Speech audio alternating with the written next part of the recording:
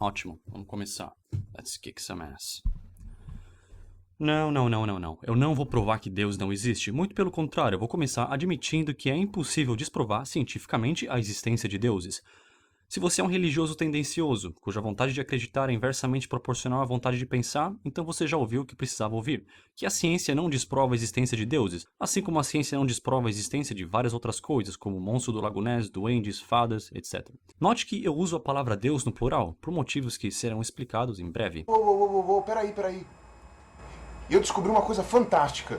Eu tenho uma máquina de teletransporte. Ah, você não acredita? Então prova que eu não tenho.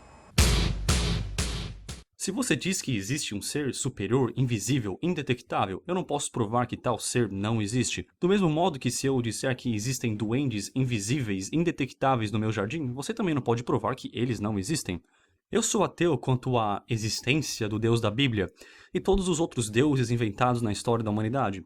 Porém, quanto à possibilidade da existência de uma força superior no universo, eu sou agnóstico. Eu acho que o universo não só é mais misterioso do que imaginamos, mas sim mais misterioso do que podemos imaginar. Talvez exista uma força superior no universo, embora eu desconheça a natureza dessa força, que talvez exista. Eu diria que essa força superior está muito além do que as religiões, principalmente as monoteístas, foram capazes de conceber em seus contos de fadas bizarros e livros sagrados repletos de violência e superstições. Eu gostaria de expor a fraqueza desse argumento da inversão do ônus da prova, que é tão usado por religiosos que aparentemente nunca ouviram argumento algum contra sua posição. De acordo com a lógica de alguns, se algo é impossível de ser desprovado cientificamente, então a descrença em sua existência é irracional. Para explicar tal conceito lógico surpreendente, eu vou chamar aqui um perito na área de, como eu poderia dizer, na área de aplicações práticas de falácias lógicas para a redução da capacidade cognitiva. Pois é. Pois, se a ciência mesmo tem evidências da existência de um ser superior, que para mim é Deus, então a fé é científica, mas, tipo assim, se a ciência não prova que Deus não existe, então a descrença de um ser superior é irracional e não ter base científica. Gostaria de vocês pensarem sobre isso e também ver o Zinco aqui, tá bem?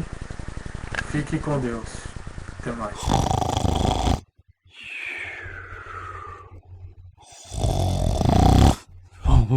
Que barulho foi esse? Tá gravando. A ciência também não pode provar que extraterrestres não existem. Logo, é irracional não acreditar na existência de extraterrestres. A ciência também não pode provar que Zeus, Thor, Apolo não existem. Logo, deveríamos todos acreditar na existência desses deuses. A ciência não pode provar que Alá não existe. Logo, deveríamos todos nos converter ao Islã, cobrir as nossas várias esposas dos pés à cabeça, homens devem mijar sentados e... Não, essa não. A ciência não pode provar que os deuses hindus não existem. Logo, seria irracional não acreditar na existência deles. É também impossível desprovar a existência de unicórnios. Não tem como a ciência desprovar que jamais, em tempo ou lugar algum do universo, nunca existiu um unicórnio. Seria então irracional duvidar da existência deles? Ou então esse exemplo. Eu sou a reencarnação de Jesus, o Pai inigualável. Mas isso é um absurdo. Você não pode provar que eu não sou.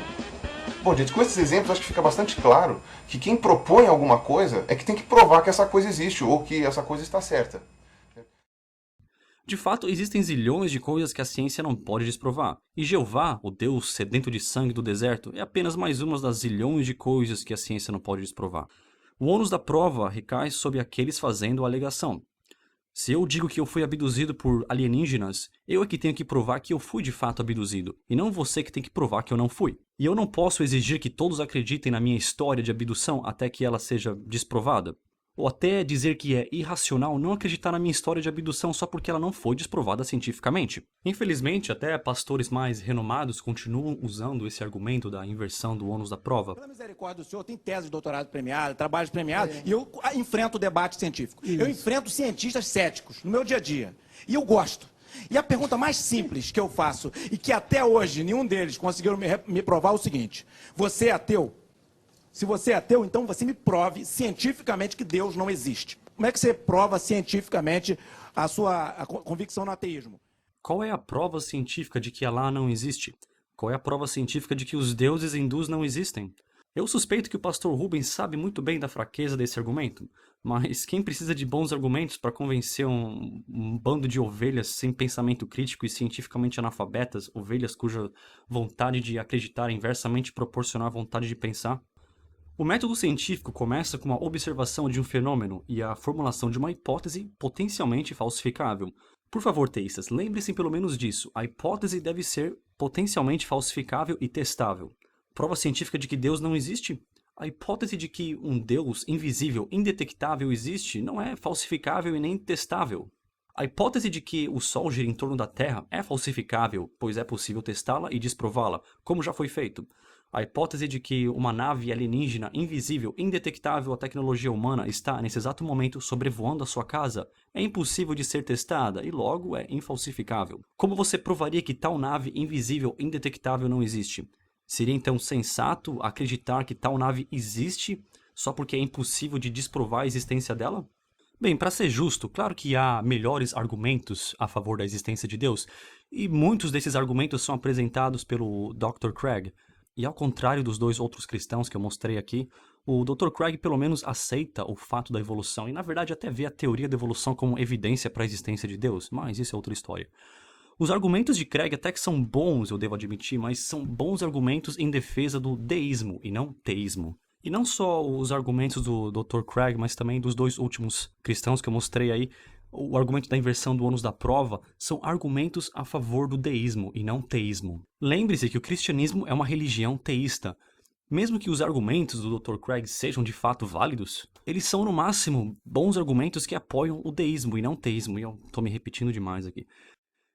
Eu não tenho nada contra a crença em Deus em si, mas sim contra as diversas alegações feitas pelas religiões. Uma coisa é dizer que provavelmente existe um Deus, outra coisa é, além disso, afirmar que com certeza esse Deus existe e até listar vários de seus atributos pessoais, muitos dos quais fazem desse Deus um ser extremamente mesquinho, caprichoso, injusto, sedento de sangue, vingativo, etc, etc, etc.